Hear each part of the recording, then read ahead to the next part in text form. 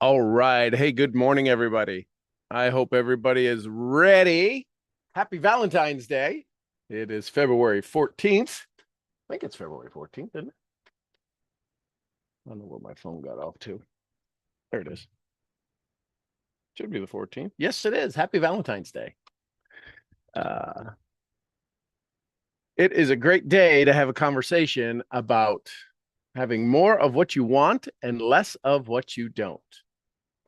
I've got some new mailers. So I've got some packages going out with some folks in the mastermind. So that'll be cool. Good to have you all here this morning. So, just a quick recap. We are on going into chapter 7 of The Science of Getting Rich. And I just want to do a little recap so far, what we've covered and why this was set up that way, why he put the chapters the way that he did. Right. So, in laying this foundation to get us to this point, which is the largest chapter of the book, chapter 7, gratitude. So, this right to be rich, right? Wealth is not just a desire, right? It is a right. You have a right to be rich. Think about this. If you have a right for something, it means you should be able to have it available to you whenever you choose to have it. It's a right. It's a God-given right. And when you have this right to happiness, isn't it fair that sometimes you're happy and others are not? By choice, right? Whether it be information or maybe because of life's challenges, you see things differently. You talk to anybody who has had a near-death experience or even a death experience, they come back wired differently, right? I've had a few near-death experiences in the industrial world.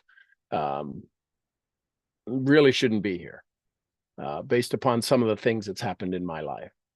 And yet I'm here. So I kind of look at things differently. Things that used to bother you sometimes or no longer seem to have the same agitation, right? And this is your right to be something. You have a right to be poor. You have a right to be rich. You have a right to happiness. You have a right to sadness. It's what you choose to do with it. So just as physics governs the material world, there's a true success and a productivity in life that guides us. So that's chapter 1, right to be rich. There's a science to getting rich, chapter 2. It's not just the physics that govern the material world. There's also these universal laws that determine wealth accumulation. Following these laws with precision leads to predictable success. I can guess that most people would be in agreement that if I began a walking program, if I told somebody, listen, I'm going to walk for 30 minutes a day, you don't know where I'm walking, how fast I'm walking, how slow I'm walking, how big my steps are, what size shoe I am, what size belt I'm using. There's a science, though, behind if I tell you I'm going to start walking, there's some predictable results you can come up with. Does that make sense? The science of getting rich is as predictable. If you do some certain things in a certain way, that's why people can walk on a treadmill or walk their street. It's the certain way of exercise of walking, right? So that's the science, chapter 2, science of getting rich. Chapter 3, opportunity is not limited. See, the competitive mindset, believing wealth is limited, keeps people stuck. Instead, Wattles teaches us that we must operate from a creative mind. We must move from the competitive mind to the creative mind. And that means we have to begin thinking. We have to begin creating on our own side. And when you start to be able to think for yourself and think about your own ways, your own wishes, your own wants, Hill called it your DMP. And yet, even a DMP has a certain way, right? And then he talks about the first principles of getting rich. It starts in the mind. It didn't say in the book here, it didn't say who your parents were, how much inheritance you're going to get. It didn't say what education level you have. It didn't say any of that. There was no prerequisite that you have to be X in order for you to understand that opportunity isn't limited. It starts in the mind where abundance is unlimited. And so chapter 4 goes into the first principle of getting wealth. The first principle of wealth is doing things in a certain way, focused on abundance rather than lack. And the challenge with that is that we have been wired to focus on lack our entire life.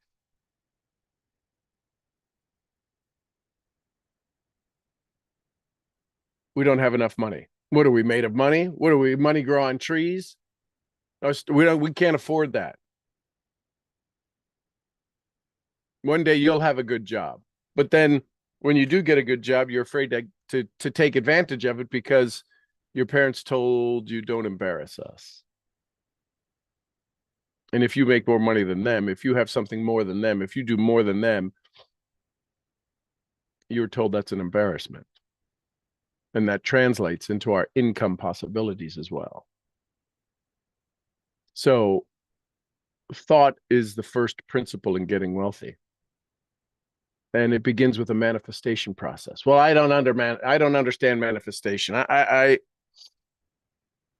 fact that you don't understand it, it's much like gravity. You may not understand how gravity works, but if you step off a building, you can pretty much guarantee you're going to go down. You drop a stone, whether you're here in Sydney, Australia, or you're in Sacramento, California, the stone's going to fall at the same rate because there's rules to the universe.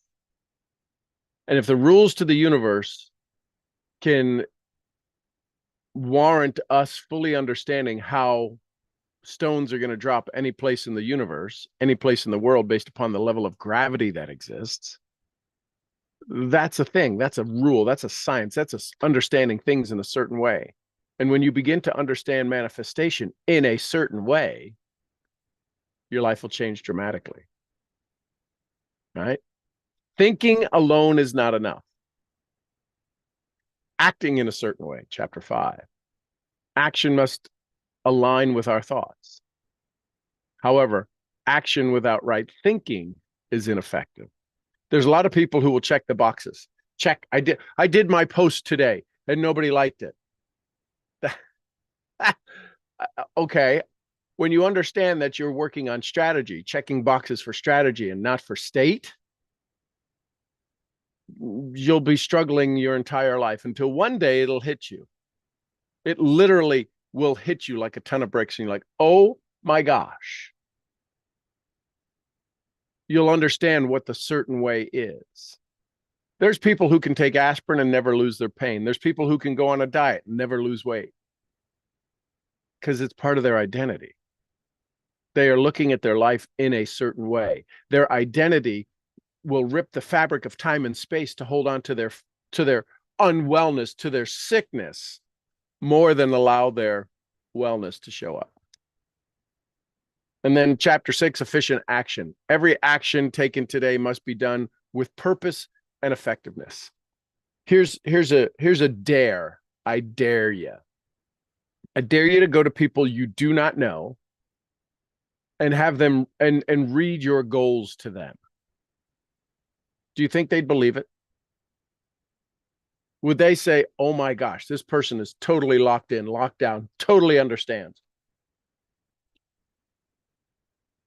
Would you have to, and if you had to say it 10 times, listen carefully, this is the one that's going to get you. If you had to say it 10 times, how many words would be different? How many words would be different? Would the tone be different? Would the inflection be different? Would they start to wonder if there's a theme? Is this the 10 chapters to a story, or is this the same chapter over and over and over and over? Is the exactness there? Could you imagine if you bought a car and it didn't have it had the place for a windshield, but it didn't have the glass in the it didn't have the windscreen in there, it didn't have the glass in place? Hey, I got my brand new car, my dream car, but it doesn't have a windshield. What would you do? Would you go, well, okay. All right, I guess that's what I'm gonna get. No, isn't the certain way that a car is built with a windshield? A windscreen? How many of you could say your definite major purpose 10 times in a row and not a single word missed? Here's what I can tell you. You can tell me 10 times perfectly in a row why you struggle. It's about effective action and understanding that. So with all of those 6 key principles in place, we're now stepping into gratitude, chapter 7. And this is the bridge between thought and action. Listen carefully. This is so important to understand gratitude. Maybe you haven't heard this before. But to understand what the reason why gratitude is so absolutely critical is because Waddle says we must think in a certain way. It's not about doing certain things. It's about doing them in a certain way, which means both action and thinking. So gratitude reinforces the creative mindset. This is the bridge to go from action to thought and thought back to action. Gratitude shifts the focus from lack of abundance, certain way, right? Most people think lack of abundance. I can't do enough. Why is this not happening fast enough? It's not happening to me. They're doing it. I'm not having it. Why are they winning? I'm not winning. That is lack. That is not abundance. It's how we're wired to see what's wrong with us, and that's not what's right with us. Does that make sense? So we have these conversations, and then all of a sudden we wind up stuck, and we wind up going, oh. So when we start to think, what's happening to us is causing us our pain. We don't think we can shift that pain by simply shifting our thoughts. It's literally about the vibration. Remember this sheet? What we think about, all of our senses. This is where lack comes in. Lack shows up because of our senses. It's out there in the world. How many people do you know might be afraid of dogs? And a dog that would never seem to be a dog that would make somebody feel fearful winds up making this person feel fearful because it's reading their vibration. What do they say? Oh, it can tell your vibration. It can feel your energy. Well, that's true. So can your dreams. Gratitude keeps you connected to the source. Whatever source you choose, universal source, God source, infinite intelligence source, gratitude connects you to that source. Waddles emphasizes that wealth flows from a universal intelligence, aka the formless substance. Gratitude strengthens this connection. Wouldn't it be fair to say that the dream you want exists? And the better you can craft the dream in your mind, the faster it will appear. And the best way to craft a dream is to do it with and through gratitude. Period. End of story. Gratitude eliminates fear and doubt. The moment doubt enters, the creative process weakens. Now, if you were to keep track of how often doubt creeps in, lack creeps in, you might be surprised. We are so accustomed to living in lack. If you talked about the price of something yesterday, you're in lack. It's not, what's the word I'm looking for? Pie in the sky, head in the clouds. It's not being unrealistic. Well, Sean, the price of gas is expensive. Compared to what? It matters not where you're at in the world. I know gas has been more expensive, So this is not expensive. If it's been more expensive, this cannot be expensive.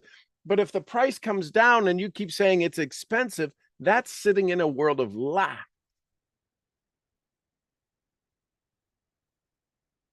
So gratitude keeps you from avoiding lack and helps you to stay in abundance. And if you talk about the price of something, or the lack of something, or your limited health, or your limited wealth, if you speak about not having enough, you are absolutely in lack. You are no longer in abundance. But you don't understand my situation. If it's about thinking in a certain way, the universe is hearing your radio signals out. It doesn't see your universe.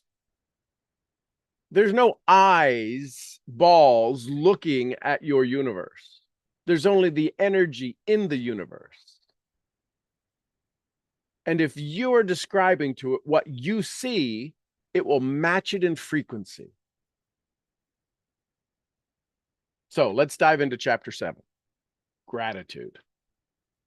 There's a great book out there. We'll probably go through it, a version of it called The Magic 28 Days of Gratitude by Rhonda Byron. Gratitude, here we go. The illustrations given in the last chapter will have conveyed to the reader that the fact that the first step toward getting rich is to convey the idea of your wants to the formless substance. Pretty easy. Not easy to do, pretty simple to understand. Just ask the formless substance. Imagine you're going into Sears or Walmart or Target or your favorite restaurant. How many of you have ever had them cook something not on the menu? You know the chef, you know the team, you know the people there, and they made you this meal one time. And you call up and you order off of the menu. It's not on the menu. Do you ever do that? Order something not on the menu? Well, here's the thing. Your current life is on the menu. What you are hoping to do, what you are wanting to do, what you are dreaming to do, what you are aspiring to do, what you are desiring to do is order off the menu. Order something not currently on your menu. You have to know how to describe it to make it. If you've ever walked into a place and said, "Ooh, can you make me this drink?" And they go, "I've never made that drink before." "Oh, don't worry, just get the stuff out. I'll tell you how to make it." That is exactly what you're doing. Is you are telling the universe they have all of the ingredients you need to make anything you want. It doesn't appear you're giving them the exact directions of how to produce the thing you want. This is true. And you will see that in order to do so, it becomes necessary to relate yourself to the formless intelligence in a harmonious way. Could you imagine if you were telling the bartender to make your favorite drink and you were being a jackhole about it? To secure this harmonious relationship, it is a matter of such primary and vital importance that I give some space to its discussion here. It is such primary and vital importance. And it's gratitude. It is not a strategy. It is a state. Now, people's strategy, the way they do gratitude, often keeps them from this primary and vital importance of a harmonious relationship. They say things like, "Well, when's it going to be my time? Well, I did my posts. I did my thing." That is not a harmonious relationship with the universe. I will give you instructions which, if you follow, will be certain to bring you into perfect unity of the mind of God. Man, that's a pretty powerful statement. The whole process of mental adjustment and attunement can be summed up in one word: gratitude. First, you believe that there is one intelligent substance from which all things proceed. Secondly, you believe that this substance gives you everything you desire. And thirdly, you relate yourself to it through a feeling of deep and profound gratitude. Deep and profound. When you do your gratitude blessings, does it change your body's frequency? Does it have an echo long enough to last longer than when you close the book or close your notebook on your gratitude blessings? Has it changed your frequency forever? Has it up leveled you? Many people who order their lives rightly in all other ways are kept in poverty by lack of gratitude. You can hear it in their voices. When you understand what gratitude sounds like, feels like, looks like, tastes like, smells like, touches like, you will see people who are doing the work and sweat coming off their brow, and why they continue to struggle day in, day out, week in, week out, month in, month out, year in, year out, decade in, decade out. It's because of their lack of gratitude. And they will tell you, I am grateful. That is not the same. Many people who order their lives rightly in all other ways are kept in poverty by their lack of gratitude. Having received only one gift from God, they cut the wires which connect them with him by failing to make acknowledgement. It is easy to understand that the nearer we live to the source of wealth, the more wealth we shall receive. It is also easy to understand that a soul that is always grateful lives in closer touch with God than one who never looks to him in thankful acknowledgement. Here's the thing. We are always thanking after the fact. Most times, most people, the reason most people struggle is they are thanking after the fact. They are surprised that the good thing happened to them. They're like, oh my gosh, thank you. Thank God. Why not thank God beforehand? You want to really amp it up. You really want to 10x your success. Thank for all you have before it happens. Bonus. When good things come to us, more gratefully we fix our minds on the supreme power. The more good things we will receive, and the more rapidly they will come. The reason for this is simply the mental attitude of gratitude draws the mind into closer touch with the source from which the blessings come. If it is a new thought to you that gratitude brings your whole mind into closer harmony with the creative energies of the universe, consider it well, and you will see that it is true. The good things you already possess have come to you because of certain laws. Gratitude will lead your mind out along the ways by which things come, and it will keep you in close harmony with creative thought that prevent you from falling into competitive thought. Gratitude alone can keep you looking toward the infinite and prevent you from falling into the error of thinking that the supply of riches is limited. And to think that would be fatal to your hopes. Gratitude alone can keep you looking toward the infinite and prevent you from falling into the error of thinking that the supply of riches is limited. And to think that would be fatal to your hopes. There is a law of gratitude, and if you are to get the results you seek, it is absolutely necessary that you should observe this law. The law of gratitude is the natural principle that action and reaction are always equal and in opposite directions. The grateful outreaching of your mind in thankful praise to the supreme power is a liberation or expenditure of force. It cannot fail to reach that to which it is addressed. And as a result, God responds with an instantaneous movement toward you. Draw nigh unto God, and he will draw nigh unto you.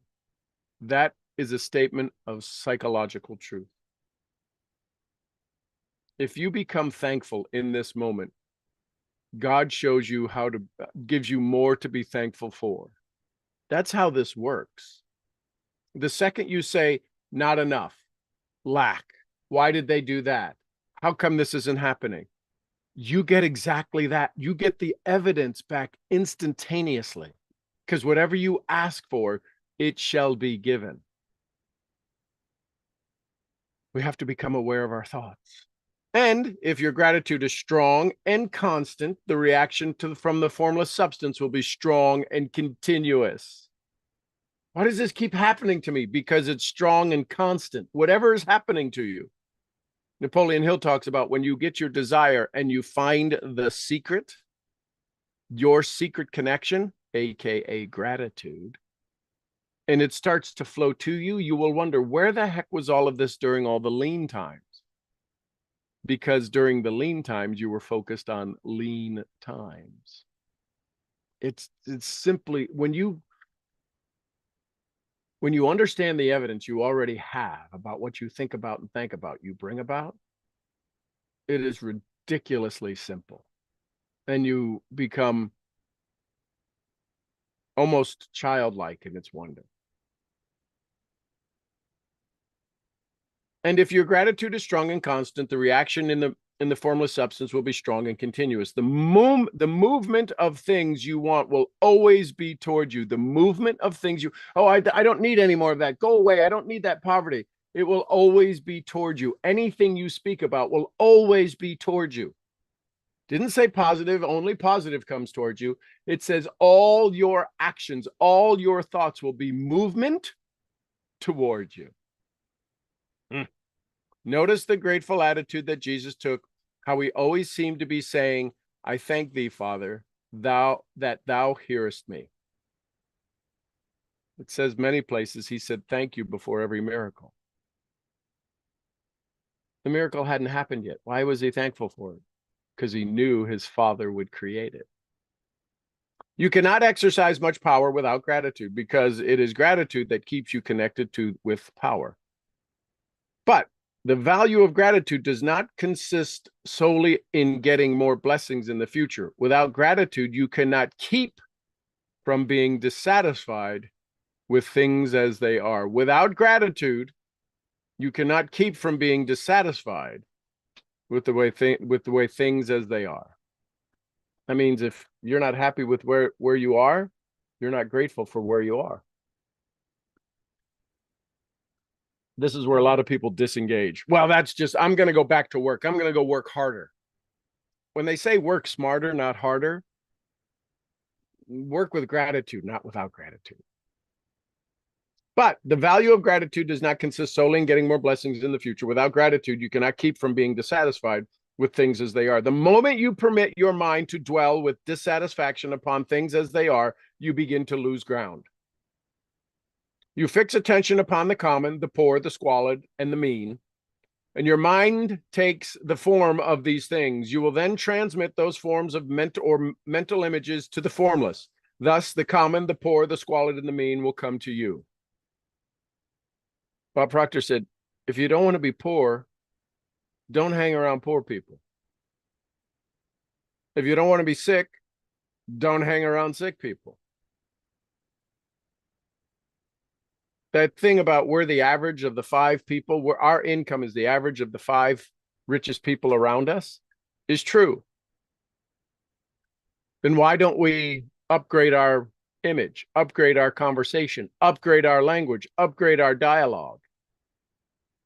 Because we would lose the friends we have, and we have an identity that says we're about average right here. We're not as good as some of our friends. We're not as bad as some of our friends. I'd constantly shift that. To permit your mind to dwell upon the inferior is to become inferior. The moment you speak of lack, lack will appear. The reason, well, I've spoken of abundance and it didn't show up. It wasn't a truth. It wasn't a gratitude of abundance. It wasn't a knowing that you know that you know that you know. You were just saying the words. Have you ever had anybody say, I love you, and you know dang well they didn't love you at all? That's what this is happening. When you were using gratitude, you were saying, I love this moment. I don't know how this moment could get any better. It's in that moment that the universe goes, oh, I got a surprise for you. Because you've also said, I don't know how this could get any worse. And I'll be damned if it doesn't get worse. To permit your mind to dwell upon the inferiors to become inferior, and to surround yourself with inferior things. On the other hand, to fix your attention on the best is to surround yourself with the best and become the best. The creative power within us makes us into the image of that which we give our attention. Pretty simple there. We are a thinking substance, and a thinking substance always takes the form of that which it thinks about. Period. End of story. Close the book. The grateful mind is constantly fixed upon the best. Therefore, it tends to become the best. It takes the form of character of the best and will receive the best. The grateful mind is constantly fixed upon the best. Therefore, it tends to become the best. It takes the form or the character of the best, and it will receive the best. Also, faith is born of gratitude. The grateful mind continually accepts good things, and expectation becomes faith. The reaction of gratitude upon one's own mind produces faith. Every outgoing wave of grateful thanksgiving increases faith. Every outgoing wave of grateful thanksgiving increases faith. The person who has no feeling of gratitude cannot long retain a living faith. And, as we shall see in the following chapters, without a living faith, you cannot get rich by the creative method. It is necessary, then, to cultivate a habit of being grateful for every good thing that comes to you. Give thanks continuously. Life happens for us, not to us. In the Bible, I think it says everything happens for your good. It doesn't say only the good stuff happens for your good. It says everything happens for your good. And because all things have contributed to your advancement, you should include all things in your gratitude. Do not waste time thinking or talking about the shortcomings or wrong actions of plutocrats or trust magnets.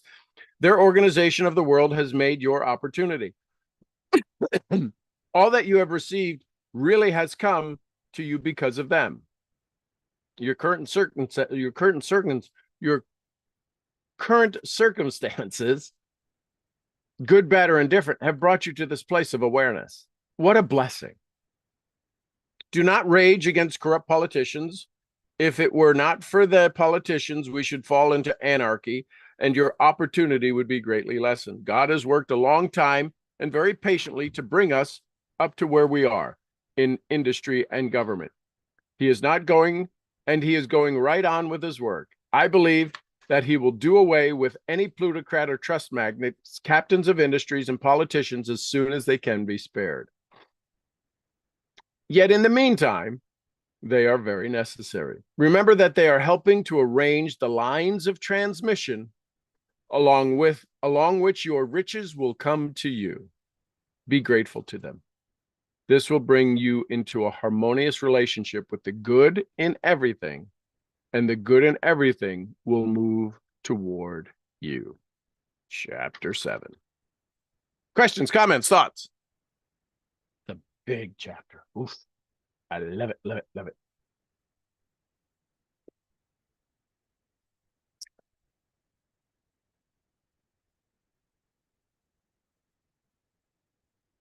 Questions, comments, thoughts, takeaways? I absolutely love this book. Just the whole gratitude, like you said, everything that happens is for your good. Every single thing, no matter what it is. Those little trials and tribulations, all the things that we face, it is for our good. So I'm grateful for this book. I'm grateful that you're going through and teaching it. Thank you. You are welcome. And as a mom, as a grandma, as a daughter, isn't it funny how you see the same thing 3 different ways? Yes.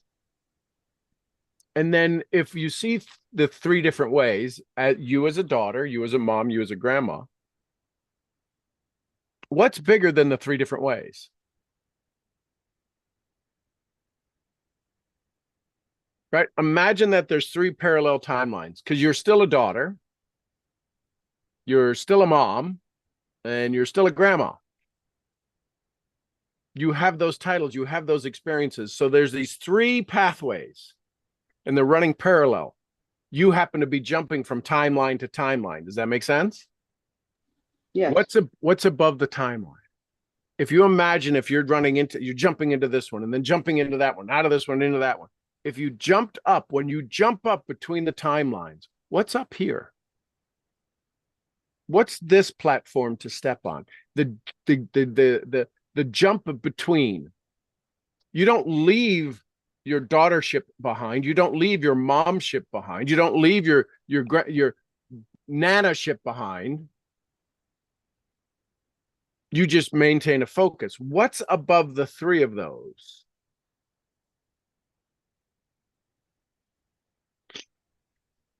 Because that's where the gratitude is. The gratitude is in each of those columns. What's the bigger gratitude above all of them?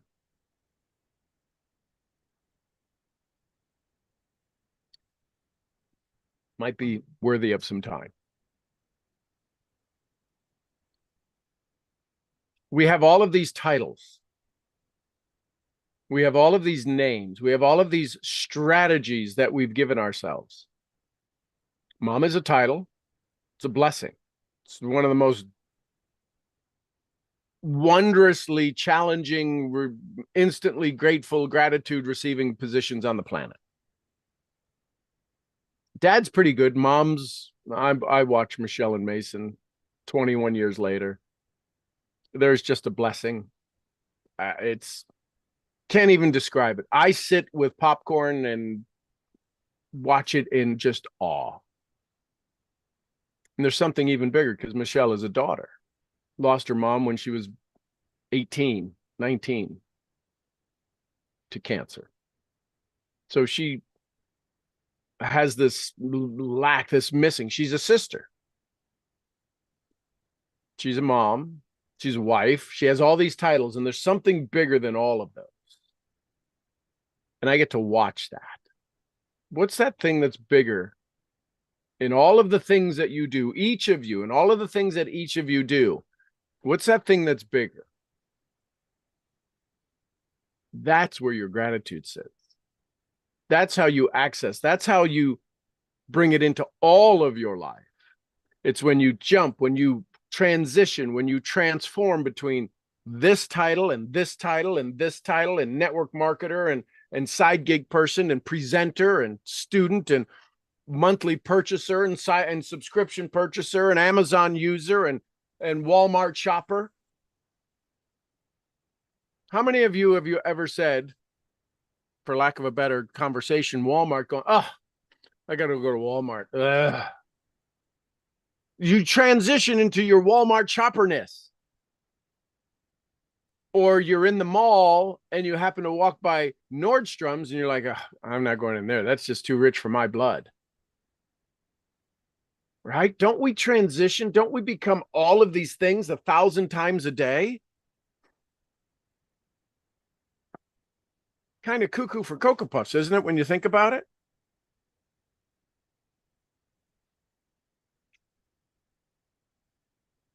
I love it. Who else? Thoughts, comments, questions, takeaways, or continued conversation, Roz? Good morning, Sean. Good morning, Selka. How are you this morning? Outstanding. I just love to hear your voice say that. Okay, so my question is, yep. How do you always stay in positive gratitude 24 hours a day? You make a decision. How do you breathe 24 hours a day? It's automatic. That's how I stay in. I just choose. This is a state. There's nothing hard about making a choice. No, there isn't. You're right. But yeah, so make the choice.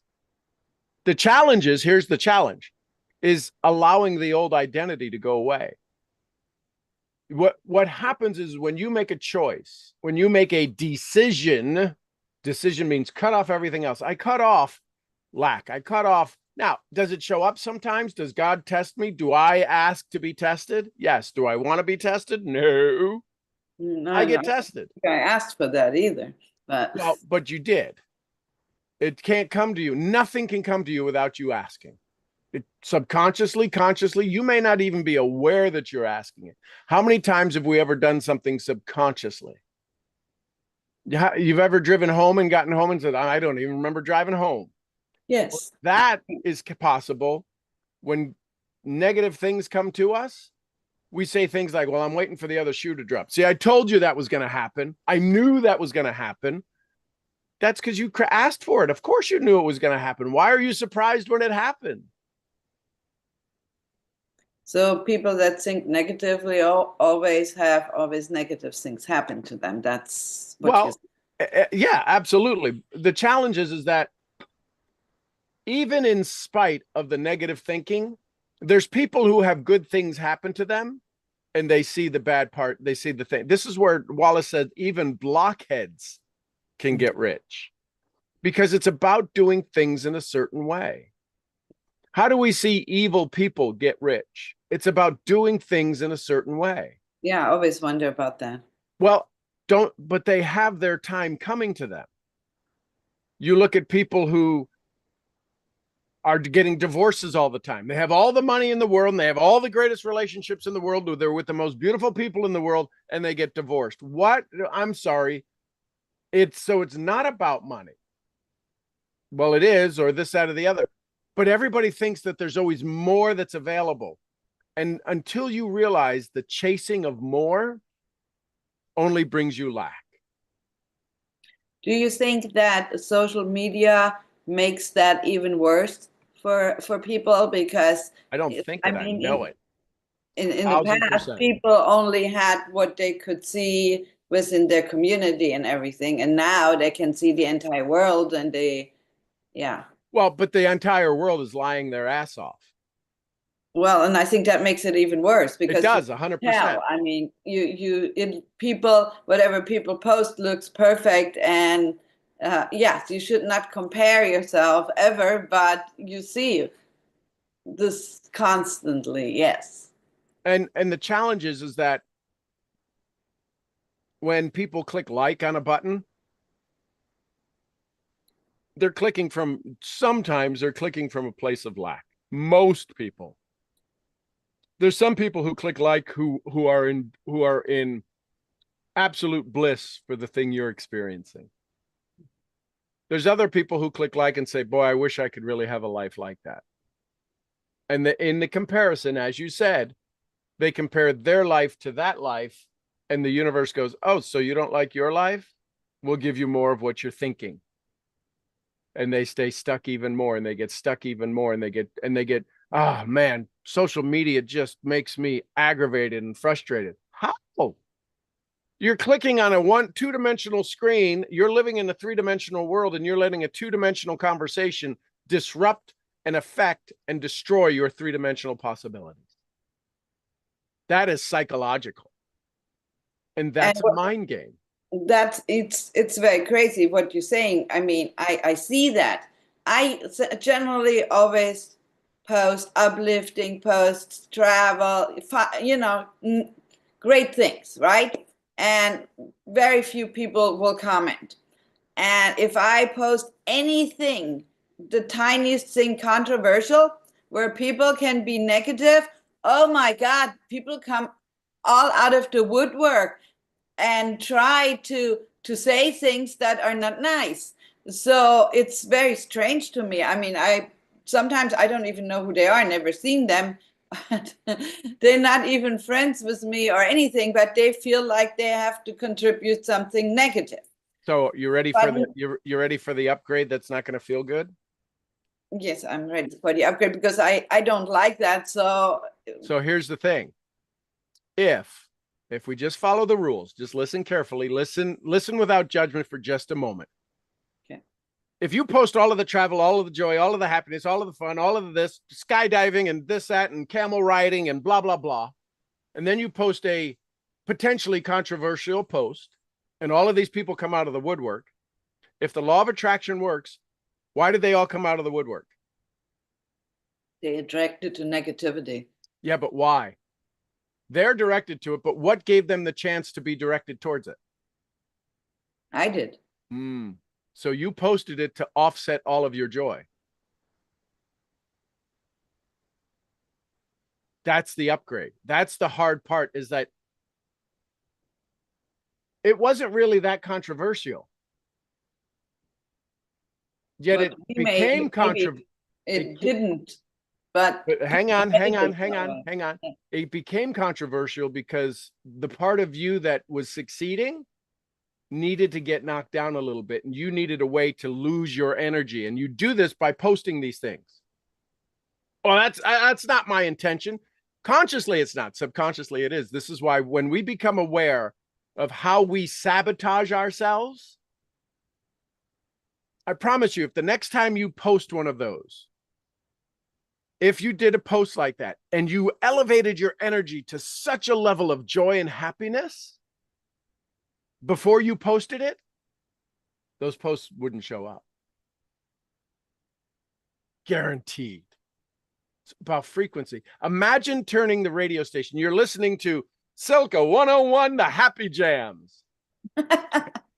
And then you turn it to 101.5. It's still in the same primary frequency, but it went from 101.1 to 101.5 to I need to self-correct. And you post it and you're like, oh my God, where did these people come from? Well, didn't they always have to be there? Doesn't that prove that everything you want is always there? And if everything we post is everything we want, then everything we get is everything we asked for. Well, I don't believe that. Well, that's where we struggle. You can't have the law work all the time for the good thing, and it doesn't work all the time for the not good thing. It works all the time for anything. There is no good, there is no bad in the universe. Because it could be better and it could be worse, which makes the good not so good and the bad not so bad. So it literally shows up as a self-correction for ourselves. So what? Go ahead. So what you're saying is that I purposely, maybe not consciously, post this to have people knock me down. To have an argument that allows you to take your eyes off your prize. You'd rather not have the argument. That's why you go, I can't believe this is happening. The conscious part of you goes, what were you doing? The subconscious part goes, well, of course we asked for this. But sometimes I don't even think that it's negative. But there you go. That's the part. People think is that you don't. Well, listen, the guy who beats his kid doesn't think he's beating his kid. I'm disciplining him. You can't tell me how to discipline my kid. You broke his arm.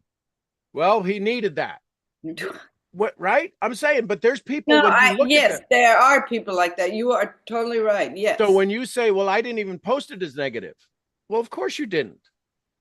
But the world, you are not your world. Your world sees it as that. And you're like, oh my God, where did all these nut jobs come from? That's exactly what I say. How did you know that? So if all of these nut jobs came from somewhere, they were already in the audience. And you triggered them. You gave them a place to raise their hand. It's not a bad thing. You know how to get people to raise their hand. I would look at it going, look, I could get people to raise their hand instantly. Watch this post. And 20 people will go, that's stupid. That's crazy. Why did you think that? Look at that. I stirred them up. I got the bees going. Change the way you look at things. Listen, it's called polarization. And about 10 years ago, Frank Kern started off with polarize to magnetize. An online marketer. Well, you got to polarize them. And we started 10 years ago, maybe 15 years ago, hearing in posts and seminars and teleconferences, we heard things like, this program is for, and it's not for this. And not if you want to get rich quick, not if you want to do this. And it would put people in, well, I don't want to be that. That sounds bad. So it polarized them. And if people were that, they hung up. They don't have to deal with the negative Nellies, the Karens of the world. So it's okay to polarize. I polarize. I polarize for joy and happiness and peace. And when people get angry and upset, I go, how's that working for you? What do you mean, how's that working for me? I don't like it. How long do you want to own that story? People are like, oh my God, I can't believe you say that to people. Why wouldn't I? It's your story. I understand addiction to approval. I understand identity process. If you don't understand that, you don't want to create confrontation. Well, I'm not creating confrontation. I'm opening you to a possibility to shift. If you tell me you want more, but you're not willing to change, great. How long do you want to own that story? How's that working for you? Well, not good.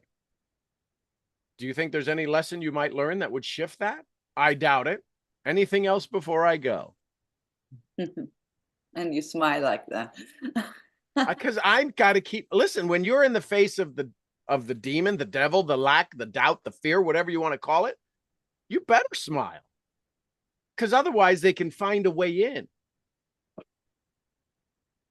And we start going, well, I guess I'm not that good either. I don't know. This stuff doesn't work. I don't even know I'm bothering. And then you get 1,000 things that say, well, of course you shouldn't bother because you asked for it. Everything we have, we ask for. There's laws to the universe. Winter follows fall. Spring follows winter. Those are the sun will rise in the east. If the sun ever rises in the west, you better get flexible and kiss parts of you goodbye because things have changed. The rules have changed. Yes, I have to be more aware then. And when you become more aware, what happens, here's the 4 stages. Kyle Cease taught me this. The 4 stages that we go through, not about grief, but about awareness, is the fear of becoming aware. Oh my God, if I have people that I did that? Oh my gosh. You mean I made those, I triggered and then so it becomes the fear and we don't even want to look at it. I don't want to look at it. Don't take me down the hallway. It's like a Halloween Halloween thing you go to. You know they're going to scare you and you know they're not going to kill you, you pray. But so for the most part, you're just going to get your pants scared off of you and you still go. Or there's people that go, oh, I never walked in it. Oh my God, I just can't deal with it. So there's the fear. That's stage 1. Second one is when you become fully aware that the fear was of our own making. You become sad and you go, oh, I could have been doing this for so long. Oh my gosh. I just found out yesterday I was addressing an envelope and I missed a line on the envelope and I must have sent out a dozen envelopes without the line on it, which makes the envelope invalid. It's like, oh, man, all that time wasted, all that energy wasted, all of that. It's like, isn't that fascinating? Isn't that fascinating? I got a lesson. So the fear, the sadness, how long we sit in sadness. Most people we're going to talk to are sitting in sadness. Most people, when they realize they could be using network marketing professionally as a side gig, as a part-time success mechanism, the sadness is, oh my God, I can't believe I've belittled the industry for 20 years. I did. I had a warehouse. I had a place in my warehouse, in my industrial business. I had an inventory locker, probably 8 foot by 10 foot, 8 foot high, with nothing but auto ships from network marketing companies. I never used the product. I just put it in there and would give it to charity. I never opened a box. Like, are you kidding? I would never do network marketing. It's got to be So like, why did you buy all the boxes? because they were all my customers. I dealt in the industrial world, and all of the industrial world people had this little side gig that their wife was doing. And because I was selling so much product, they go, man, you know what? You could use a little help. I bet you have a girlfriend. I bet she would love this makeup. Absolutely. I'd spend $100 a month with them and get $10,000 a month in business. I'm okay with that. And I just put it in inventory. Yeah, that makes sense. I mean, it was I was a business person. And you could just write it off. Yes, certainly. And then get the charitable donation. Yes. Yeah. Yes, So exactly. I say all of that to say, no. When we shift the way we look at things, the things we look at change. And this is what Waddles D. Waddles is saying. It's not about doing certain things. It's about doing them in a certain way. And that certain way is such a narrow window that there's no competition in it. The certain way is so easy to do. There's no competition in it. You're going to bump into one person every now and then. You're literally, there's no, it always says there's never any traffic on the extra mile. There's never a traffic jam on the extra mile of the highway you're going down. There's only a traffic jam where you're stuck. As soon as you go extra, one of the universal laws is be paid more to do more than you're paid for. Do more than you're paid for. Some of us have done more than we're paid for a long time, and we're resisting the compensation. And that's why Napoleon Hill says, when you have the burning desire and you get in focused and you do what Waddle says in a certain way, and it starts to flood to you, it's because you've already paid it forward. You've already done more than you've been paid for. As a mom, as a spouse, as a girlfriend, as a friend, you've got some karmic banked value in the universe. The reason it can't flow to you is because you're not ready for the love.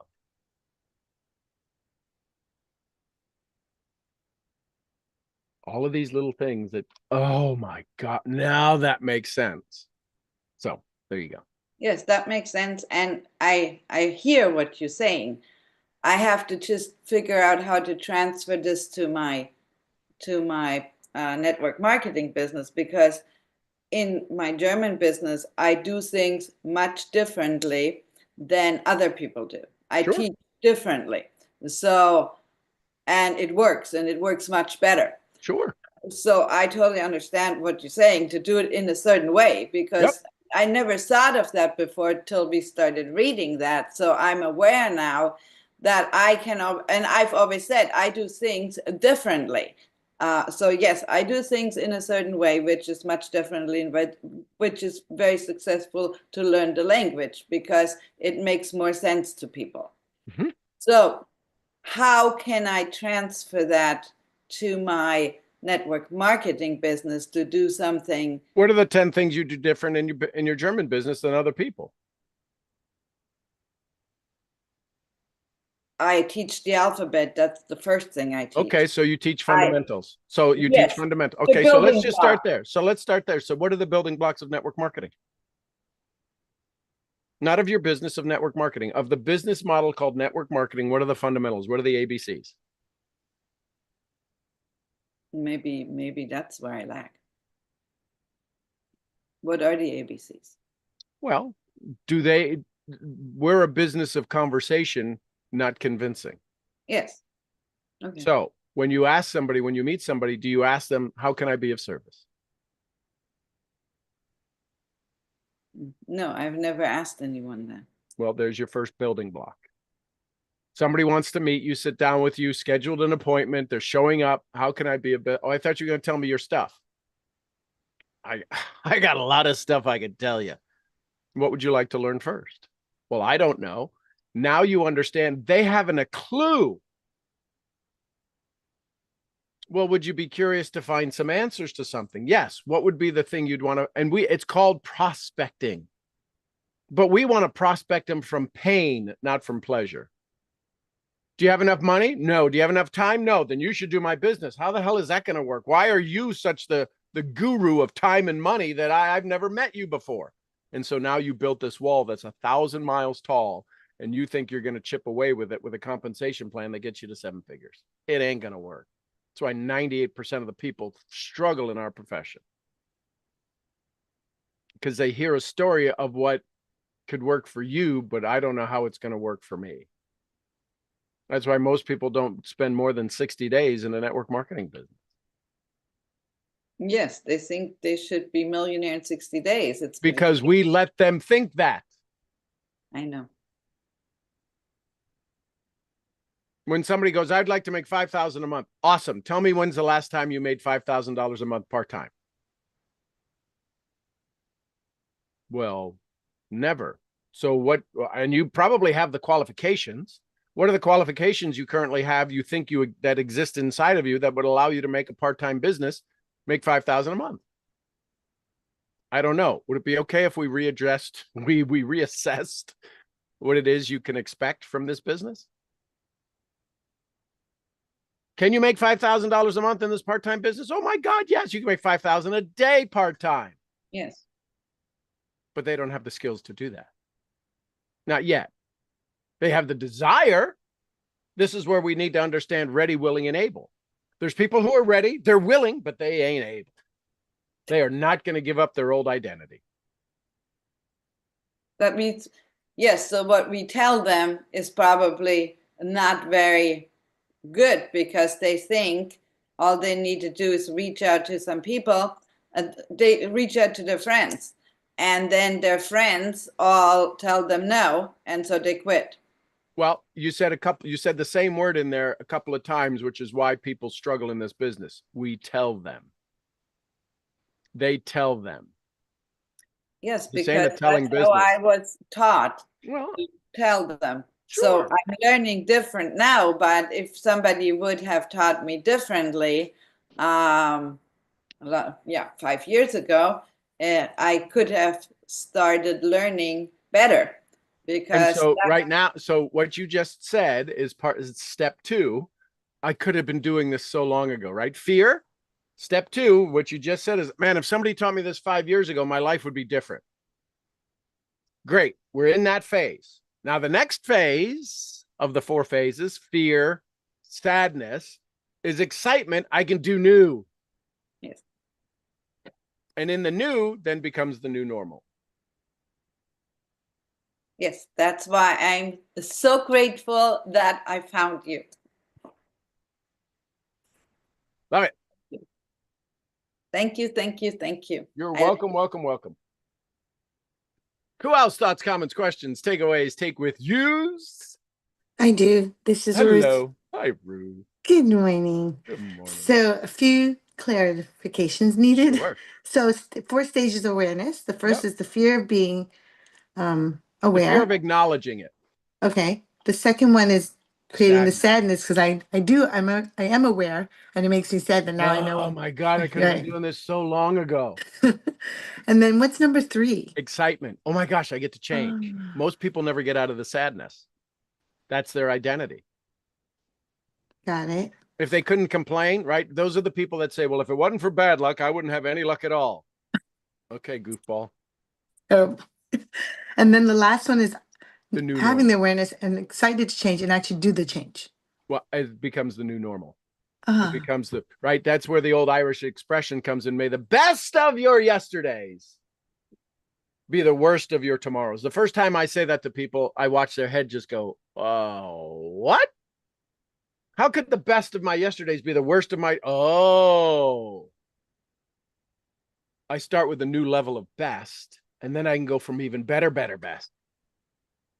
So it's fear. Oh, I don't want to talk about, no, I don't think that works, right? That's fear. I don't think that works. What do you mean you don't think it works? 1,001 people are using it and you don't think it works? I don't think that's not for me. I couldn't do that. Okay. How's that working for you? Not good. Well, when do you want to change it? I don't know. Let's talk about something else. You ever have somebody say, well, let's just talk about something else. Oh, wow. Wired it. So I've learned to not activate the amygdala. I am an amygdala dancer. I will dance with your amygdala because I have your hippocampus, and I know how to go get your hippocampus and go, hey, listen, tell the amygdala I love them. This is why I decided to study the brain. There's 16 brain types. There's 4 primary brain types, and then there's a mixture of the brain types. We talk about 4 personalities, and we're a variety of those personalities. And what's bigger than the personalities is love, honor, and respect. I may not know you're a yellow. I can tell that you want to serve people, and there's people who want to serve. Teachers are great servers. Teachers aren't going to step out and step in front of a room and go, listen to, here's what I did. But you give them a chance to teach, and they'll stand in front of a room of 1,000 people. Love, honor, and respect. I was able to give up the personality types because there is no personality type if there's only one thing called love. You may love stronger or harder, or you may love in service, right? The love languages. There's all of these things come back down to what is it that causes them to have honor, love, and respect. Recognition. That's the key. Recognition. Are we recognizing them for where they're at, where they want to go, and can we build the bridge? When we realize all we are is bridge builders and not the little troll underneath the bridge going, why do you want to cross my bridge? I don't want to cross your bridge.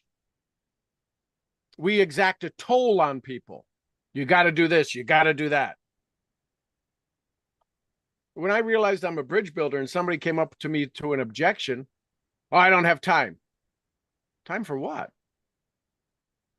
To do your business. I don't think you need time to do my business. I didn't ask you to sacrifice your time. Why do you think you need time to do my business? Well, I got to talk to people. Why would you want to talk to people? Well, to make money. And what would you do with the money? Take care of my kids. When do you want to get started? So this bridge, when you were discussing earlier with Roz, if you have the three roles that you play, the mother, the grandmother, etc. What I'm interested to learn and understand, what is that top part, that bridge that you were talking about? So when you, do you think there's people who resist your healing? Yes. They say they want it. Well, how does your healing ever arrive? It goes through the window, it doesn't go through the door. And it heals them in spite of it. And they're like, yeah, well, I guess I feel better. What do you mean you guessed? Your swelling's down, the blood has stopped, your head doesn't hurt. What do you mean you guessed? But you don't say that. You go, oh, I'm so glad it worked. There is a knowing that there is something more than us. And when we become aware of the knowing of the thing that is more than us, and we have access to it, the us becomes very insignificant. Whether this thing is happy or sad, that doesn't happen anymore. This thing, this body that shows happiness or shows sadness, is a result of a thing that's called the mind. Your body cannot get sad on its own, period, end of story. How do we know that? Because I've walked up to people who are in the coffin at Awake and said, you're an idiot, and they didn't move.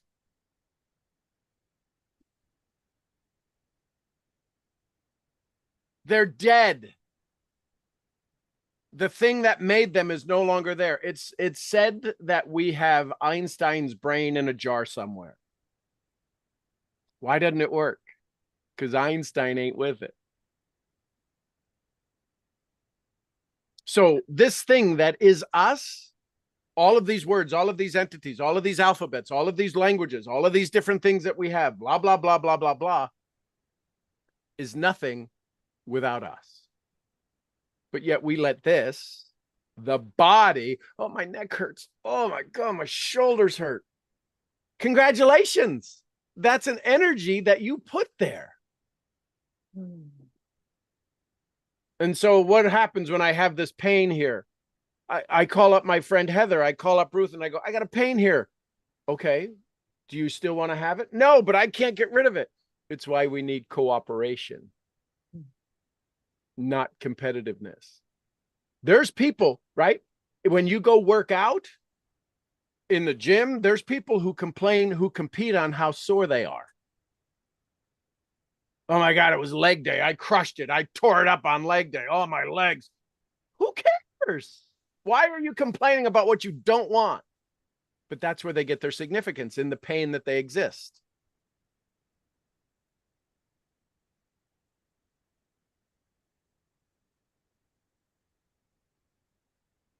So I'm trying to figure out. So what's bigger than being a mom? What's bigger than being a mom? Yep. Sometimes being a grandmom. Well, but when I think of that, I think of that I need to take care of me first, is what pops. Okay, what's bigger than taking care of you that believes in lack? To get rid of the lack, to get rid of that belief. So then what about you needs being taken care of? If you are in complete and absolute abundance, what about you needs to be taken care of? Nothing if I'm in full abundance. So that goes from selfish to self-full. Full. There we go.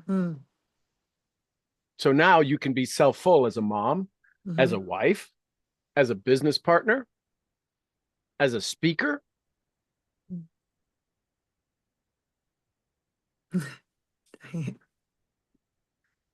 Right? Yes. So whenever we say I have to take care of me, that is selfish.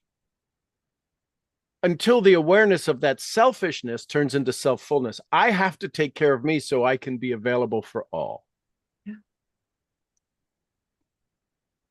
And there's that transition, there's that changing the way you look at it. So if I'm looking at it from this way and I go from that side of the camera and look back here, see, I'm looking in the camera. All I see is the camera. All you see is me. You don't see my camera.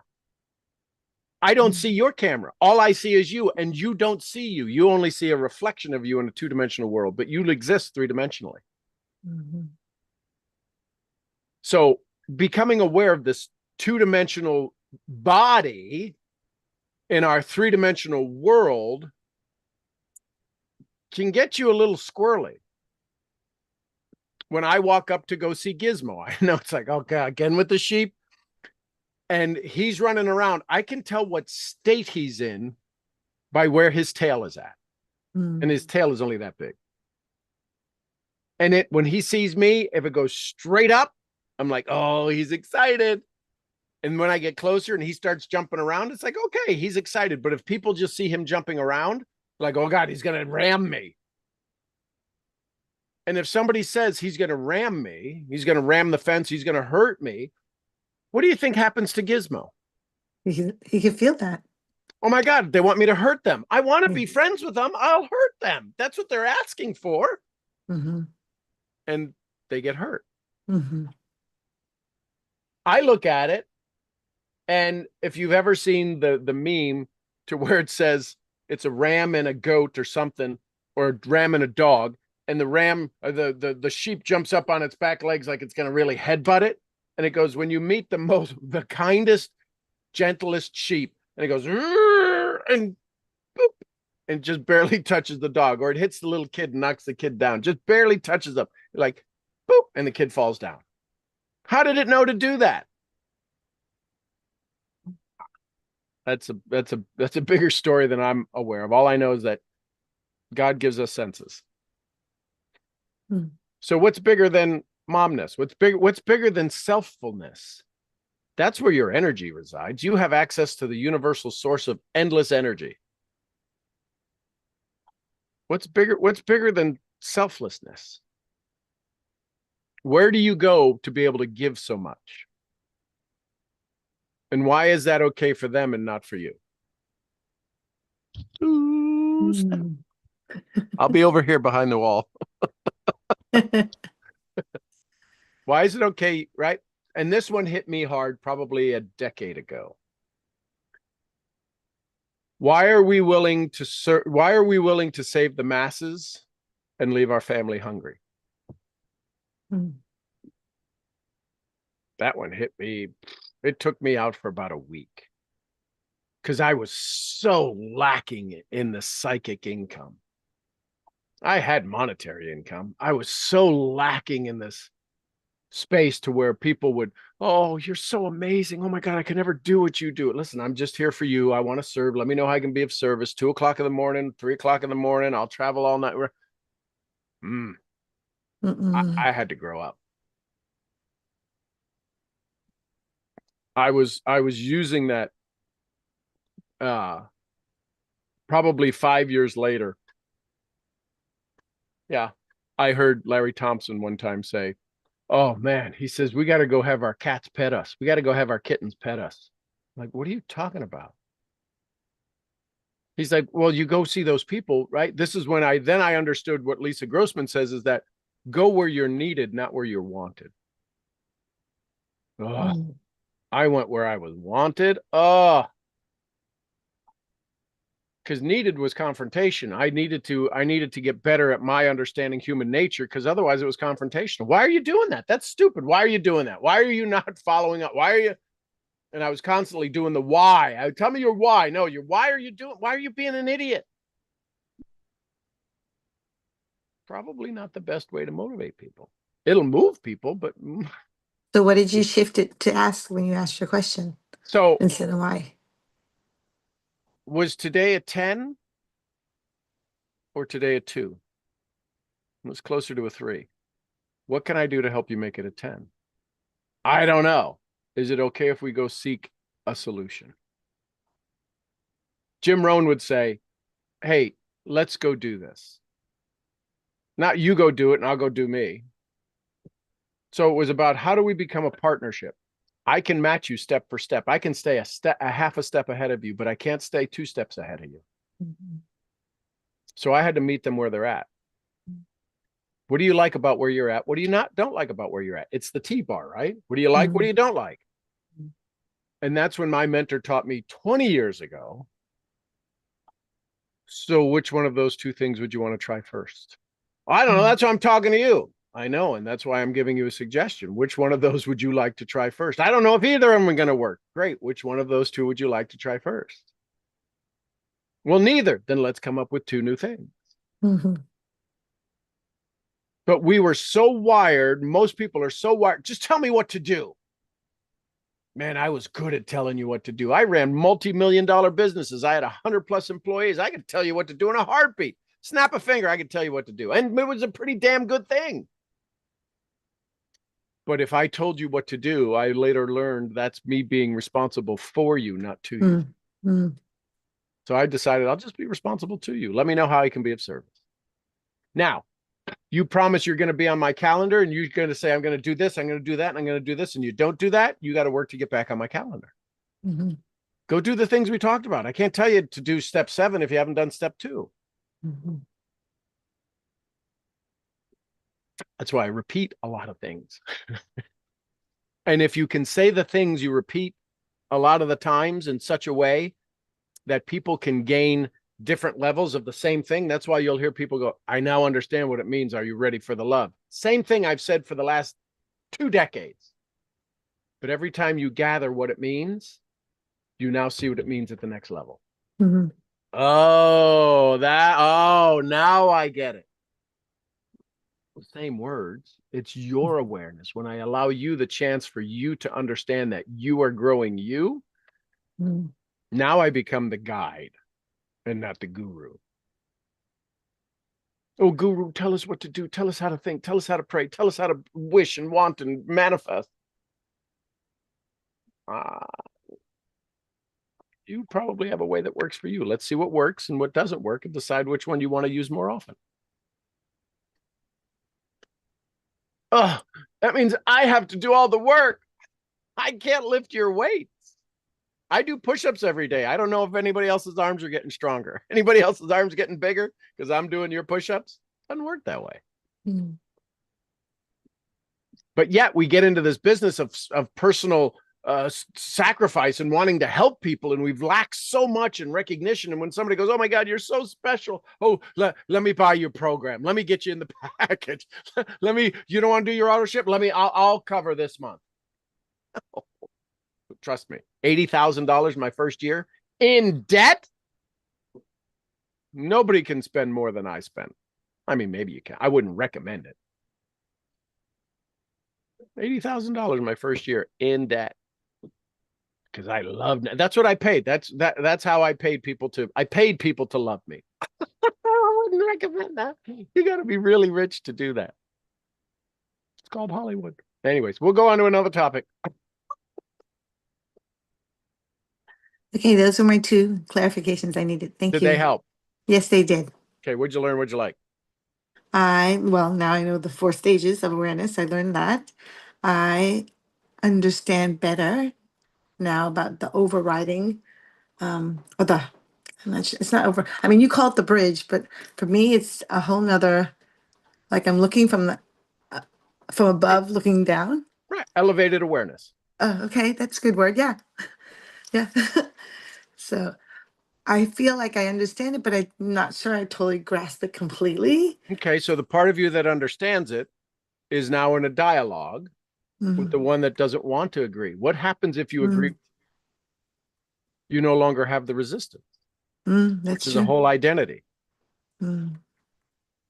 Because now you have to talk about something new. You can't talk about the resistance. You can't talk about the delay. You can't talk about, I need to take care of me. If you're perfectly taken care of, what needs to be taken care of? Ugh. Now what do I do? If I'm always taken care of, now what do I do with all of that rest of that time? Send it out. What you were going to spend in self-care, now spend it in self-value by giving it away. Be surprised at how much better you could feel by giving space, right? The law of attraction says what happens in equal and opposite directions. You give it out, it's got to come back. We call it karma, right? Mm. So go give unbelievable love, unconditional love.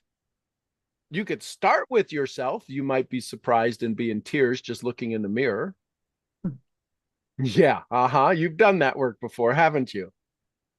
So you sit and look in the mirror and just fall in love. I love you. Oh my God, I love you. And then all of a sudden you'll become aware of who's looking away. And I would, for those of you that aren't familiar with how to find your dominant eye, pick a thing 20 yards away and point at it. Could be 10 feet away. And then close your left eye and close your right eye and see which one your finger is actually on the target. That's your dominant eye. Then look at that eye in the mirror.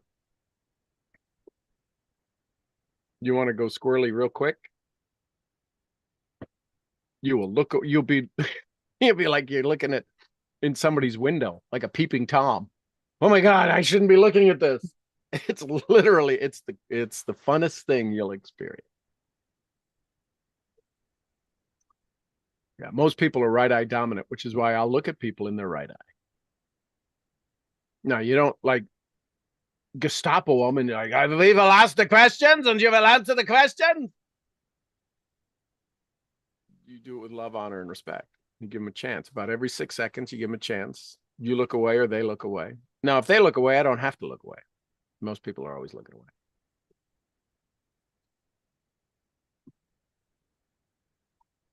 Questions, comments, thoughts? Happy Friday. Happy Friday. Oh my gosh, so many bonuses today. Today has just been, I knew when I opened my book this morning before we started, and it was, oh yeah, it's gratitude today. This is going to be next level. And this session has not disappointed. Yay. By any means. And Ruth, I appreciate you asking about the overarching bridge, because I was going to ask that same question. Is it universal for everyone, or is it universal, or is it different for everyone? And what happens is that it's not even universal. It's always there. Yeah. It was never not there. Yeah. Yeah. And the people who taught us never told us we could get on it. And it's because they didn't know about it. Yeah. It's much like every person who comes to you, Heather, wants wellness. That's the bridge. Yeah. And you just put them on different bridges. Like, here's the bridge, but it's okay, get to this bridge. And they're always crossing over wellness bridge. What they see on the other side is completely different to each, but the bridge, the golden arch of your conversations is wellness. Yes. Period. End of story. And sometimes we have to cross our own bridge. I'll be over here. Yes, we do. You can't see me. I'm hiding behind my finger. Yeah, exactly. Exactly. Oh my goodness. And oh gosh, there was something else that I was going to ask about. What was it? I don't know. It's gone. Oh, it'll come back. It's still there. It'll come back, and I'll send you a text or something. Okay. So just thank you, thank you, thank you. What I learned is, I remember what the other question I was going to have. We were Shocking. talking about polarization. This is for people who are this, this, and this. It's not for people who are that, that, and that. Polarization, yes.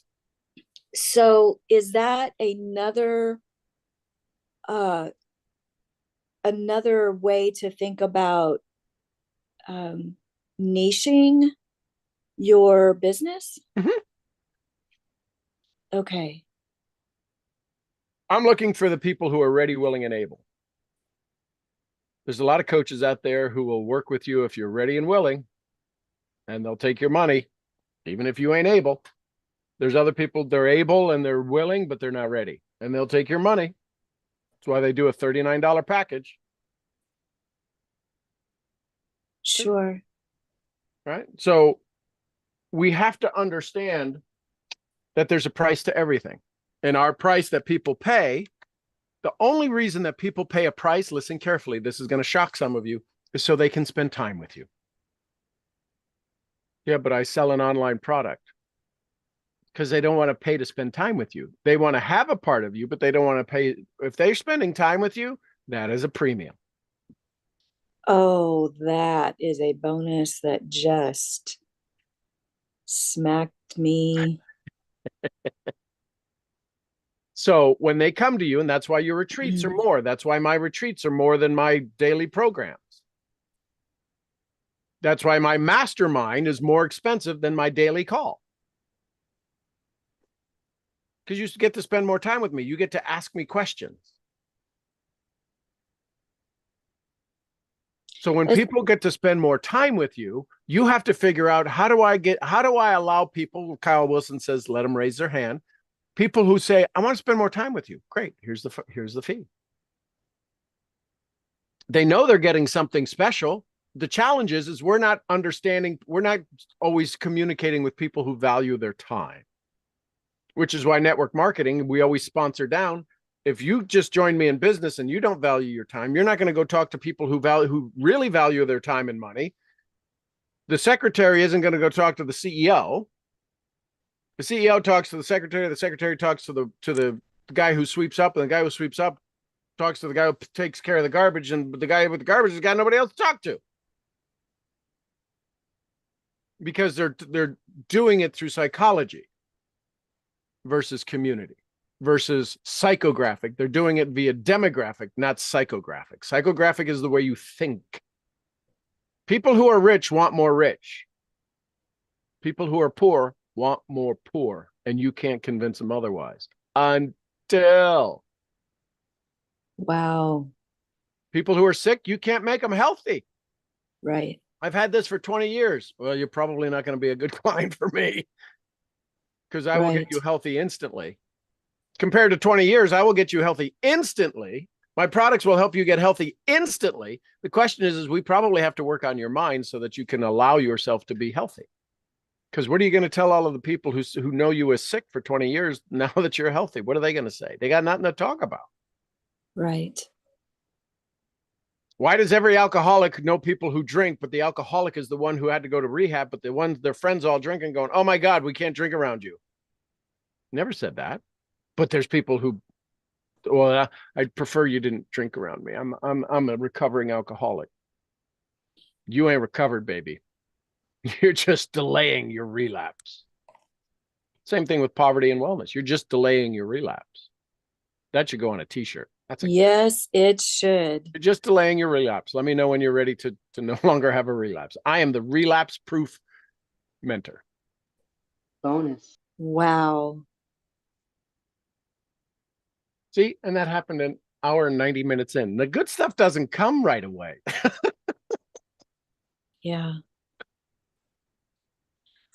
Okay, so before you ask me, what did I learn? I learned there is so much more power in niching than what I have ever recognized. Yep. So you're a beautiful woman. Could you be a 6 foot tall Swedish blonde to anybody?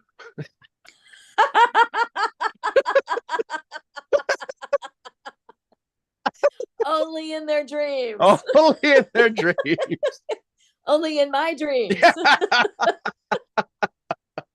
But right, so you have a niche. Yes. So and so I don't so know where I'm that came thinking from. I'm thinking now, okay, so this I've got to rewrite my DMP today. That's how that works. And what did I love? I loved absolutely everything about this. I loved it all. From Roz, I love when Roz speaks. I love when everybody speaks, but I don't know, something about Roz in particular. And the questions and the topics that have been talked about today, again, it's just been next level. And I thank you for being our guide. My honor and my privilege. I get to. Don't have to get to. And in the get to, sometimes there's things you didn't know you were going to get. Exactly. It's always a surprise. Yep. I love it. Yeah. And the thing I got today was from our conversation was I'm only delaying your relapse until. That's why I got good at working at the mind. I don't have to worry about delaying your relapse anymore if I work on your mind. Now it's your choice. Responsible 2, not 4. Yes. And if you go through that and you have that conversation, listen, what's going to make you relapse? What do they talk? Listen, I've never been to a rehab center, but I know when the people who I love have gone to rehab, they talk about things that need not be in their environment or things they need to be aware of, or the 11-step process, part of the forgiving. That's part of their relapse. So they don't relapse is to forgive, to admit to a higher power, the 12 steps. That's to avoid them from relapse. And if they miss one of those steps, what happens? They relapse. So we have to have a relapse bulletproofness, and that's read your DMP every day. That's do your gratitude every day. You want to no longer relapse into poverty? Do these things. Well, I don't know if I have time to do them. Let me know when you relapse. I'll be here. That you pay more for the relapse. You pay more for the 28 days than you do for the days where you got to do work on your own. Oh my gosh. This energy that I'm sitting in right now is eternal. Wow. I want to stay in this energy right Bottle here. it up. Get it up. Go focus on it. Go find the source. Go look where it's plugged into. Go look what switch got flipped. It's a new one. Yeah. Oh, this just popped out of nowhere. Huh. Shocking. Out of no thing, everything it comes. Oh my gosh. Oh, her name is Andromeda. Oh my gosh.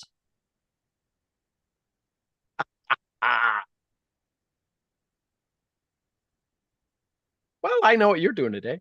Oh, this is cool. Thank you, thank you, thank you.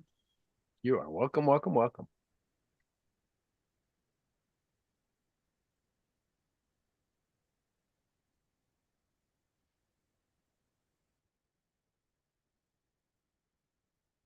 There's a lot going on there.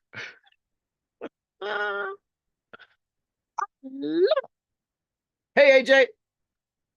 Hey, good morning. Happy Friday. Happy Friday. Valentine's Day to everyone Yes, who's I love you. Will you be my into Valentine? that stuff. I will, if you're gonna. Never mind.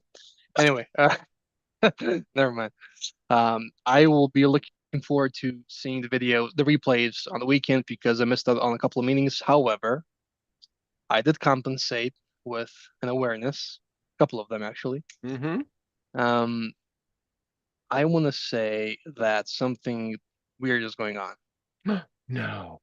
Say it. The thing that's going on is that I've become aware of the fact that almost everything I do now, every interaction becomes a wholesome moment. I mean, I've I've had probably I'm running on, I think, anywhere between 12 and 15 hours of sleep this week, like the entire week. It's been a real busy couple days, and I've been going places, I've been seeing people. I've seen a guy that I lived with in Dubai yesterday. His lady is about to get into labor, I think, today or maybe tomorrow. Another one of my friends got a kid as well. The guy that I buy clothes from.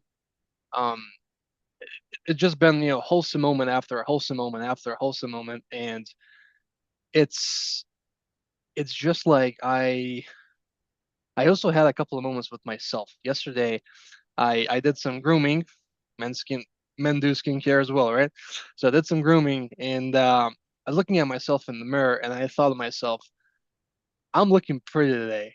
I'm just looking pretty to myself. I love this image in the mirror, and I haven't felt like that in a long time, to be honest. And I just I really thought about the conversation we had the other day when you told me about the wholesome moments and how to stack them on and how to use them to propel myself further.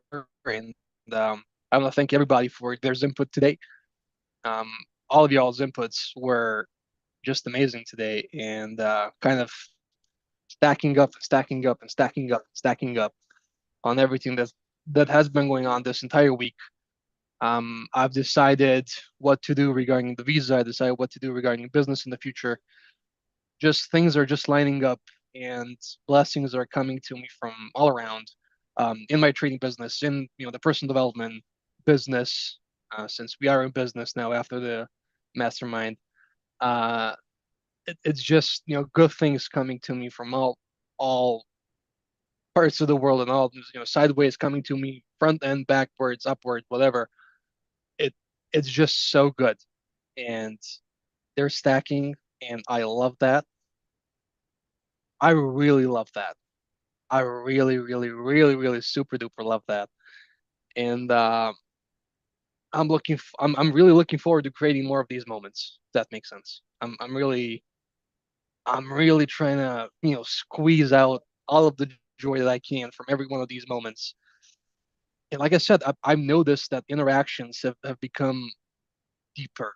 The I met this guy, the friend of mine. We haven't seen each other in like 2 or 3 months. I mean, we see each other every couple of months due to stuff that goes on, right? But I called him up oh yeah, I called him up the other day. That's how we actually grabbed lunch yesterday, because the other day I called him up. I was thinking about him, and I called him up, and I was like, "Hey, what are you doing?" And he's like, "Yo, we haven't seen each other in a while." And I'm like, "How are you? How's your wife?" And I know the kid's on his way, and whatever. And he said, "Oh, thank you for calling. Like, we haven't heard from each other in a while. Thank you for calling." And I said, "I was just thinking about you and your lady. I just want to make sure everything is fine. I forgot what's the day, and the day is supposed to be either today or Sunday. I forgot what the day is, but I told him I forgot what the day is, so I just decided to give you a call and figure out, what happened. I mean, did you guys get a kid in the meantime? Like, what's going on?" And he said, "You freaking idiot. If we had a kid, you would have known." And I said, "Well, I know, right?" I know. So, and he said, "Thank you for calling. Thank you for checking up on me." I said, "Listen, I just, was thinking about, the three of you, and I wanted to see how you're doing." And then a couple of other things as well that happened. It's just the conversation we had really kind of poked me in the eye in a good way the other day, and I've started thinking about that um, from a much deeper level. That makes sense. And stuff is just happening now, and I love it. So I'm gonna continue doing it. So congratulations. Thank you. When you say you want to squeeze the most out of it, I get it. Take it deeper. When we squeeze it out, which means we're squeezing it from the inside out, you don't squeeze you're not trying to compress yours upon something else and squish it in, right? Energy doesn't necessarily get contracted. It can be squeezed and expanded, but when you squeeze it down in, that's shoving it down into a hole, right? And then it's going to explode when it comes out. So how do you make it older, right? When people say you need to create rapport, I'm not about creating rapport. I'm about creating a depth of rapport. You said I've known this guy for years. So your rapport is years old. When I look to meet somebody, I can usually, in this part of the world, we can talk about when we were raised. If they lived in this part of the world, they probably grew up around animals. I grew up around animals on a farm. So I can have a conversation with somebody, a 50-year-old conversation. They're 60, I'm 60. We can talk about when we were 15, when we were 5 and milking the cows or driving a tractor. And I can make my relationship with them faster and deeper than some of their neighbors who know them a lot longer. So when you go to these moments, go with the anticipation of allowing your awareness to realize the depth. When he said, thank you for calling, thank you for checking up on us, that probably doesn't sound like a typical response he would normally have. So I gotta be honest, no. I mean, no. we have pretty much of a bromance, so there's a lot of cussing in there, and but I mean, it's all non-threatening. So in order for him to shift, he had to have a space where he could shift and not be rejected. So do you realize that when we help somebody transform, the environment they're in is not a place that allows their transformation to take place? Which is why we have to be such a vessel, such an open space for their transformation to take place in us. And we do it through allowing and recognizing and not questioning. And it's called love. Somebody wants to transform and be a jackrabbit, a jackhole. I love it. It ends here. It stops here. Your goofiness, stupidness, whatever you want to identify it as, their shift stops here. It gets transformed in me into, isn't that fascinating? Their joy stops here, gets transformed. Isn't that fascinating? And then I can choose whether to reflect that back. I'm always reflecting back a higher energy. And in you receiving the, hey, listen, thanks for checking up on us. You're welcome. You're that important to me.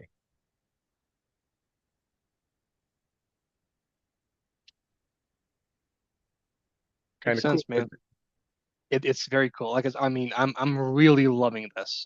I'm really loving this, and it's kind of like, why haven't I done this before? But then again, I'm like, number 2. Oh, I could have been doing this so long ago. Yeah, because I mean, him and I, and my friends and I, my other friend that got a kid as well. I see them often. I see them like once a week or whatever. And we had numerous cups of coffee, numerous lunch dates, and lunch double dates and whatever. But for some reason, this one happened to be the one that lit the spark for me, and where I was like, okay, something's going on, and I love it. Something's changing with me. And then, just as you said, he probably wouldn't respond like that from such a caring state. Since we're friends, we're buddies, and we used to work together in sales before. Back in Dubai and even before that, Belgrade. So our relationship is pretty much a bromance. There's a lot of jokes about the mother involved and so on and so forth, right? But so usually he wouldn't respond to that, and I wouldn't. Usually before, I wouldn't be like, "Hey, I'm just looking out for you and your lady. I just want to make sure you're okay," right? And it was just awesome. So we shared that moment.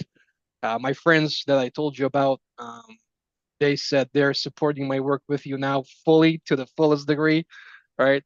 They also love it, and I had a couple of moments with them as well. And like I said, I mean, every single interaction I had over the last couple of days has been real deeper than before, and I love how it makes me feel. And then, just as you say, the law of reciprocity is, if that's gonna keep me in state, keep me up and running, and keep me like this, energized and feeling good about myself, feeling good about everything, running on 12 hours of sleep this week, fine by me. Fine. If you ask me, I'm good with that. So thank you. You're welcome. Congratulations. Jam through yourself. And give yourself a reward today. And say, this is for me becoming aware of my shift. And it doesn't have to be a huge thing, could be a little thing, but yes. I'll see what I can do today for myself. Don't see, do it. Do it. Okay. Well, I'm gonna see what can I do and then do it. Yes. Okay. There you go. It's All right. it's that powerful. You have to, because when we do the things that are reward worthy, we have to give ourselves a little reward. It doesn't matter if I'm going to use glass cleaner on my glasses. Oh, this is special. I just normally go.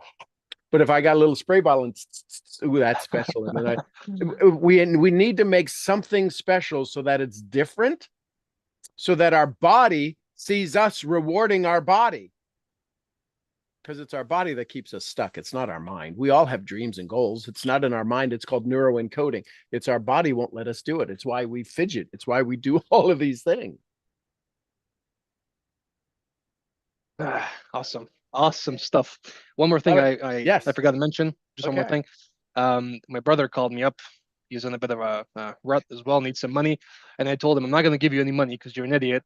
What I am going to do is I'm going to show you how I do my, I have a cryptocurrency cash out business as well. And I make some commissions on that. And I told him I'm going to teach you how to do that. It's going to require some money. I'm going to be giving you the capital to turn over, right? And then you can make a difference here and there. And that'll be sufficient to cover his mortgage payment and some bills. Actually, mortgage payment, some bills, and then some maybe on top of that. But that was another moment. He kind of didn't say he needed money. He was like, we're tight, whatever. I said, listen, goofball, I'm not going to give you money. I'm not going to be your sponsor. I'm not an ATM. You're my brother. I love you to death, but I'm not your ATM. What I am going to do is I'm going to expand my business onto you. And maybe I was maybe even thinking about giving him the entirety of the business, because that business makes a couple $100s a month. It's nothing big. Right. But it's going to be sufficient for him, and it's not going to make a huge difference for me, but it is going to make a huge difference for him. So that was another moment. So what if you became the ATM always teaching machine? I knew you were going to have a clever comeback for that. You little, I'm just kidding. Thank you. Yeah, always teaching machine. That's it. Yep. Makes sense. Thank you. Cool. Hey, Raj, what's up, brother? Great day, son. Great day, man. I had a question about the light switches you were talking about earlier. Yep. Do a few come on at a time? Do they happen a lot? Sure. They do? And we have to make sure that sometimes the light switches come on to reveal the switch we need to turn on. Wow. Right? You ever turn on the lights to find the plug? Yeah. Yeah, that's what sometimes the light. Oh my gosh, I can see everything. But we get distracted by everything and not see the thing we need to go plug into.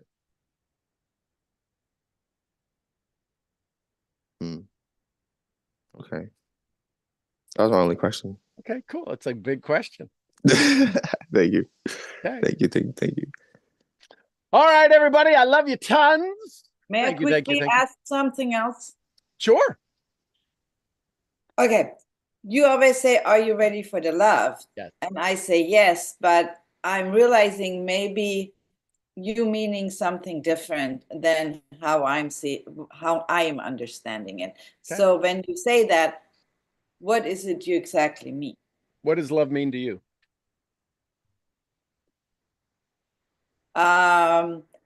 Being cared for, being supported, being loved. So what if people came into your business to do that? Would you inquire about them differently? Would you have a different dialogue to find people who want to care for you and who you are and take care of you? Well, for my business, I don't expect people to take care of me. That's the only thing they can do. It's the only thing they can do. Think about it. If they join you in business, do you get money? Yes. So they're taking care of you. Yes. What's the honor and love and respect you have in return for that? What's the honor, love, and respect you have in receiving that? I give them love back. I give myself. I spend time with them. So what if they're not ready for the love? What if they don't realize that when they go into business with you, they're going to be loved? Wow. I don't think most people think of it that way when they go in business with anyone, that they're being loved. They don't until that's the whole conversation. When people sit with you and they begin to say things like, man, I just love being around them. And then what happens is they literally love being around you, and there is no price they could pay to be around you, yet they pay a price. One of the highest prices I ask all of you to pay is your time. Yeah. And in that time, my goal is to reward you financially. The challenge is when we start to mix, that's kind of like church and state, love and money, church and state. So when the church you come to called Sean, and Sean loves you and makes you feel good. Oh my God, I feel so good. The challenge is I can make you feel so good, but that doesn't translate into money because we want to isolate the two. Correct. Yeah. When we bring the two of them together and there's, well, now he owes me something because I paid him. Great. At least that starts you being able to receive more money. Now, I don't have to prove, do I love you? But what is he? Does he understand business? Have a 5-minute conversation with me. You'll see I understand business.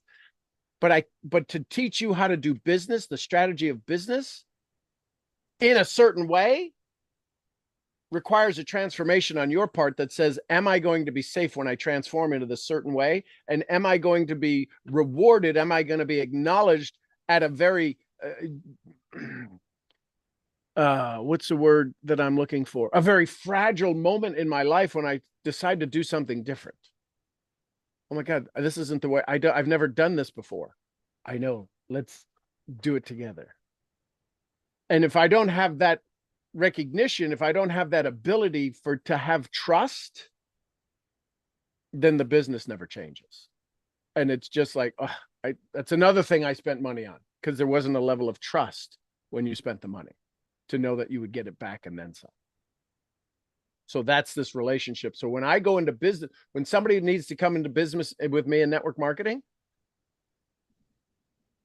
they know that they are getting the better end of the deal simply by being with me, having access to me, having access to my Rolodex, being able to participate with me in things that people who aren't in business with me don't participate in.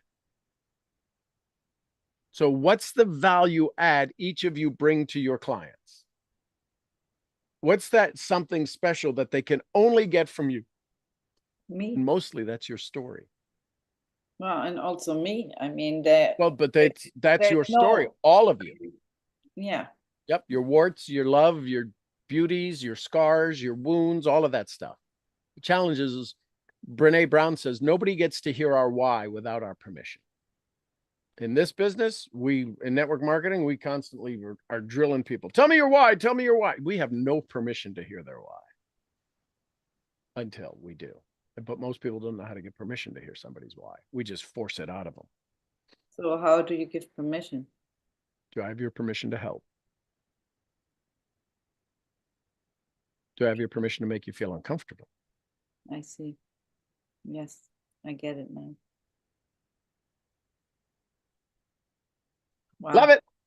Thank you, thank you, thank you. Thank you, thank you, thank you. Hope you have an amazing day. I'm your head brain training. Let's go have some more fun with our wise misfits. Gratitude is the key. I'll see you all where? The next event. At the next event. Somebody give me some Costa Rica. Gura vida. Pura vida. We love you, Mark. And some Lydias. Peace be with us. Be with us. And the queen of gratitude, Jessie Lee Ward. Bosley. Bosley and a little white fluffy. Gurgly.